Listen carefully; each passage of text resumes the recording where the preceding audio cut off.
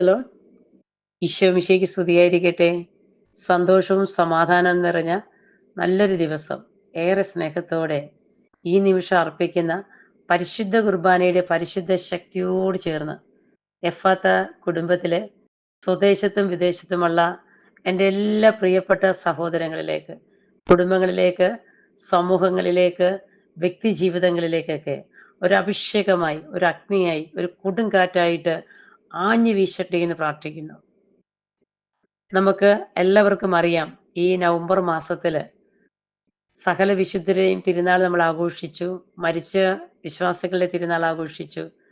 നമ്മുടെ കുടുംബങ്ങളിൽ നിന്നും സമൂഹത്തിൽ നിന്നൊക്കെ അകന്നുപോയ നമ്മുടെ പ്രിയപ്പെട്ട മക്കളുടെ യാത്ര, സ്വർഗത്തിലേക്കുള്ള യാത്രയില് അവരെ ഒന്ന് സപ്പോർട്ട് ചെയ്യാനായിട്ട്, അവരെ ഒന്ന് സഹായിക്കാനായിട്ട്, അവർക്ക് വേണ്ടി നമ്മൾ പ്രാർത്ഥിക്കുമ്പോൾ ഈ മക്കള് ഈ ലോകത്തിന്റെ വ്യഗ്രതയിൽ നിന്നൊക്കെ മാറി അവർ സ്വർഗത്തിന്റെ കവാടം തുറന്ന് അവർ സ്വർഗത്തിൽ ചേർന്നിരുന്നു കഴിഞ്ഞാല് ആ മക്കൾ നമുക്ക് വേണ്ടി സ്വർഗത്തിൽ നിന്ന് പ്രാർത്ഥിക്കും. വലിയൊരു സമ്പത്താണത്. ഈ നവംബർ മാസം നമുക്ക് വളരെ പ്രയോജനപ്പെട്ട വലിയ നിമിഷങ്ങളാക്കി മാറ്റാൻ പറ്റണം.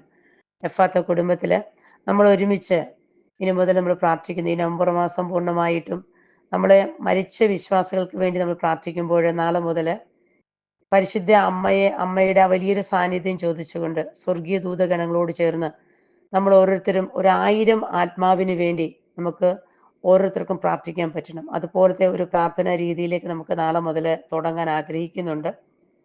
ഇന്ന് നമ്മൾ നല്ല രീതിയിൽ ഇന്ന് പ്രാർത്ഥിച്ച് ഒരുങ്ങിയിട്ട് നമ്മുടെ കുറവുകൾ ഒക്കെ ഇന്ന് നിറവുകളാക്കാനായിട്ട് നമ്മുടെ പ്രിയപ്പെട്ട പല അധികാരികളും, നമ്മുടെ മാതാപിതാക്കള്, സമൂഹത്തിലെ സമൂഹാംഗങ്ങളിൽ നിന്നൊക്കെ അകന്നുപോയി നമ്മുടെ വലിയ വലിയ രീതിയിൽ വലിയ ജോലിയൊക്കെ ചെയ്ത് വലിയ സാലറിയൊക്കെ വാങ്ങിച്ചിരുന്ന പല മക്കളും, ഉന്നത പദവി അലങ്കരിച്ചിരുന്ന പലരും നമ്മളിൽ നിന്ന് അകന്നു പോയിട്ട് ഒന്ന് നോക്കിക്കേ, ആ മക്കള് ഈ ലോകത്തിൻ്റെതാകുന്ന ഏതെങ്കിലും ഒരു സുഖ സൗകര്യത്തിൽ എന്തെങ്കിലും സുഖിക്കാനുള്ള വസ്തുക്കളോ എന്തെങ്കിലും സാധനങ്ങളോ സമ്പത്തോ സ്വത്തോ അവർക്ക് കൊണ്ടുപോകാൻ സാധിച്ചോ? ഒന്നും കൊണ്ടുപോകാൻ അവർക്ക് സാധിച്ചില്ല. നമ്മളും ഓർക്കണം, നമ്മൾ ഈ ജീവിതത്തിന്റെ വ്യഗ്രതയില് സ്ഥാനമാനങ്ങളുടെ പിറകെ ഓടുമ്പോഴ്, സമ്പത്തിന്റെ പിറകെ ഓടുമ്പോഴ്, നമ്മുടെ ശരീരത്തിന്റെ ഇഷ്ടത്തിന് വേണ്ടി നമ്മൾ പലതും മാറ്റിവെച്ചിട്ട് നമ്മുടെ സ്വന്തം ഇഷ്ടത്തിന് നമ്മൾ ഓടുമ്പോൾ ചിന്തിക്കണം. നമുക്ക് തിരികെ പോകുമ്പോഴ് തമ്പുരാന്റെ സന്നിധിയിൽ നമ്മളെ ഏൽപ്പിച്ച ഈ ഭൂമിയിലെ നമ്മൾ ഏൽപ്പിച്ച ഉത്തരവാദിത്വം, കുടുംബമാകാം, സന്യാസ സമൂഹ ജീവിതത്തിലെ ഉത്തരവാദിത്വമാകാം, ആ സന്യാസ ജീവിതത്തിലൂടെ നമ്മളെ ഏൽപ്പിച്ച സമൂഹത്തിന്റെ ആ ഒരു സന്തോഷമാകാം, എന്തുമായിക്കോട്ടെ. അവിടെയൊക്കെ ഏതെങ്കിലും തരത്തില് നമുക്കെന്തെങ്കിലും നമ്മുടെ കുറവില്ലാതെ അവരെ നോക്കാൻ, നമ്മളെ ഏൽപ്പിച്ച ജോലി ഉത്തരവാദിത്തോടെ നമുക്ക് ചെയ്യാൻ സാധിക്കുന്നുണ്ടോ? അതോ നമ്മുടെ സമ്പത്തിന്റെ പുറകെയുള്ള ഓട്ടമാണോ? അതോ സ്ഥാനമാനത്തിന്റെ പുറകെയുള്ള ഓട്ടമാണോ? ഇന്ന് നമ്മുടെ പ്രിയപ്പെട്ട പലരും നമ്മളിൽ നിന്ന് അകന്നു പോയിട്ട് അവരെ ഒന്ന് ഓർക്കാനോ അവർക്ക് വേണ്ടി ഒന്ന് പ്രാർത്ഥിക്കാനോ അവർക്ക് സുഖമാണെന്ന് പറഞ്ഞ് ഒന്ന് ചിന്തിക്കാൻ പോലും സാധിക്കാത്ത രീതിയിൽ നമ്മുടെയൊക്കെ മനസ്സിൽ അവർ ചെയ്തു പോയ കുറെ കുറവുകളുണ്ട്. അല്ലെങ്കിൽ അവർ ചെയ്തു പോയ ചില പാപക്കറകൾ, അല്ലെങ്കിൽ അവർ ദ്രോഹിച്ച ചില ദ്രോഹങ്ങൾ, ഇതൊക്കെയാകാം നമ്മുടെ മനസ്സിൽ. പക്ഷേ ഈശോ പറയുന്നുണ്ട് എന്നെ പ്രതി ഒന്ന് ക്ഷമിക്കാൻ. ഇന്ന് ഈശോയെ പ്രതി എല്ലാം ക്ഷമിച്ച് സഹിച്ച് നമ്മുടെ പ്രിയപ്പെട്ടവർക്ക് വേണ്ടി അവരുടെ യാത്രയിൽ അവർക്ക് മുൻപിലുള്ള എല്ലാ തടസ്സങ്ങളും എടുത്തു മാറ്റി അവരെ സ്വർഗത്തിന്റെ കവാടം മക്കൾക്ക് വേണ്ടി തുറന്നു കിട്ടാൻ വേണ്ടി നമുക്ക് ഒരുമയോടുകൂടി പ്രാർത്ഥിക്കാം. നമ്മൾ പ്രാർത്ഥിക്കുമ്പോൾ ഇന്ന് നമ്മൾ ഏറ്റെടുക്കുന്ന ഒരു തിരുവചനം ഇതാണ്. നമ്മുടെ ജീവിതത്തിലെ കുറവുകൾ നമുക്കൊന്ന് പരിശോധിച്ച് നോക്കാം. നമ്മൾ ഒത്തിരി പ്രാർത്ഥിച്ചിട്ട് എന്തുകൊണ്ടാണ് തമ്പുരാൻ നമ്മുടെ പ്രാർത്ഥന കേൾക്കാത്തത്, ഉത്തരം കിട്ടാത്തത്?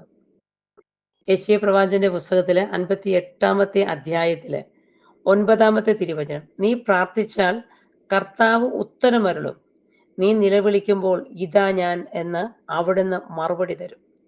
നമ്മള് പ്രാർത്ഥിക്കുമ്പോൾ ഉത്തരം കിട്ടണമെങ്കിൽ, നീ നിലവിളിക്കുമ്പോൾ ഇതാ ഞാനെന്ന് പറഞ്ഞ് ഓടി വരുന്ന ഒരു ദൈവത്തിന്റെ സാന്നിധ്യം അനുഭവിക്കാൻ നമുക്ക് പറ്റണമെങ്കിൽ നമ്മുടെ കുറവുകളെ ഒന്ന് നിറവുകളാക്കാൻ നമുക്ക് പറ്റണം.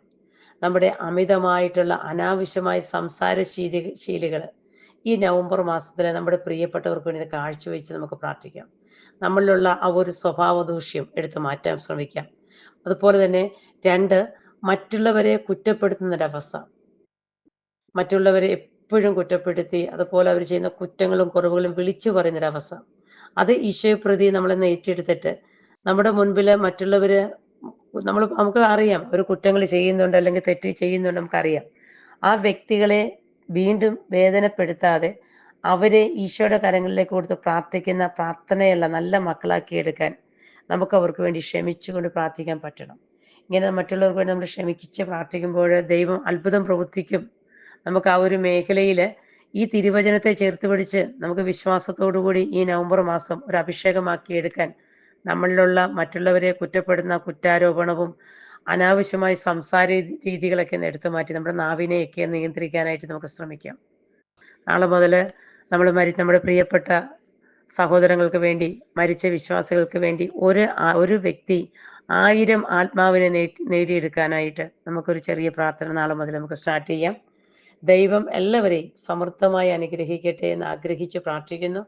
നമ്മുടെ കുറവുകളെല്ലാം നിറവുകളാക്കാൻ നീ പ്രാർത്ഥിച്ചാൽ കർത്താവ് ഉത്തരമരുളും. നീ നിലവിളിക്കുമ്പോൾ ഇതാ ഞാനെന്ന് നമ്മുടെ ഓരോരുത്തരും ജീവിതത്തിലേക്ക് ഓടിയെത്തുന്ന ദൈവത്തിന്റെ സാന്നിധ്യം ഈ പ്രാർത്ഥനയിലൂടെ, ഈ സ്വരത്തിലൂടെ നിങ്ങളുടെ ജീവിതത്തിലേക്ക് ചേർന്ന് നിൽക്കട്ടെ എന്ന് പ്രാർത്ഥിക്കുന്നു. ആമേൻ.